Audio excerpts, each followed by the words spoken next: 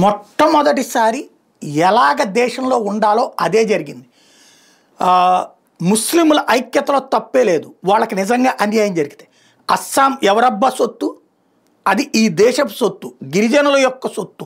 గిరిజన ప్రజల్ని మత మార్పిళ్లు చేస్తూ క్రమంగా వాళ్ళని హింసిస్తున్నటువంటి దశలో బంగ్లాదేశ్ నుంచి వచ్చినోడు, బర్మాదేశ్ నుంచి వచ్చినటువంటి వాడు అక్కడ పౌరులుగా మారిపోయి అక్కడ ఉన్నటువంటి గిరిజనులు తరిమేస్తున్నటువంటి నేపథ్యంలో తిరగబడ్డటువంటి గిరిజనుల పోరాటానికి స్థానిక ప్రాంతీయ పార్టీలు సహకరించకపోగా కాంగ్రెస్తో చేతులు కలిపి వాళ్ళకే అన్యాయం చేస్తుంటే విరక్తి చెందిన ఆ ప్రజల పక్షాన పోరాడదామండి అని అడిగినటువంటి హిమంత బిశ్వ శర్మని రాహుల్ గాంధీ అవమానిస్తే విసిగిపోయినటువంటి హిమంత బిశ్వ శర్మ బీజేపీ దగ్గరికి వెళ్తే బీజేపీ ఆయనకి ఏకంగా ముఖ్యమంత్రిని చేస్తే వెంటాడి వేటాడి తరిమేస్తున్నాడు అక్కడి నుంచి.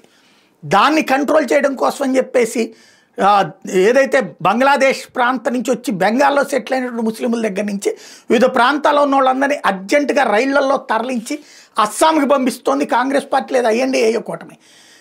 పెద్ద ఎత్తున అట్లా వెళ్తున్న దాని గురించి మొన్ననే మనం మాట్లాడుకున్నాం. ఇలా వచ్చిన వాళ్ళతో మొన్న ఒక పెద్ద ఊరేగింపు చేశారు అక్కడ కాంగ్రెస్ పార్టీ. ఇప్పుడు అక్కడ అదే చేస్తోంది. దాంతో ఆగ్రహించినటువంటి హిందువులు, గిరిజనులు ఒక్కటయ్యారు. దీపాలు చేతబట్టుకుని రాత్రంతా రోడ్ల మీద నుంచున్నారు.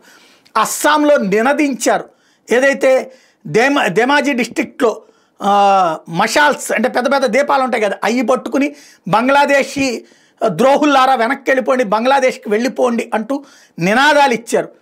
తక్షణం వాళ్ళని తరలించేస్తున్నటువంటి హిమంత బిశ్వ శర్మని అడ్డుకోవడానికి వీల్లేదని తేల్చి చెప్పారు. ధేమాజీ డిస్ట్రిక్ట్లో రాబోయే 15 రోజులు కూడా యాక్షన్ వదిలిపెట్టే ప్రసక్తి లేదని మరొక వైపున ముఖ్యమంత్రి తేల్చి చెప్పాడు.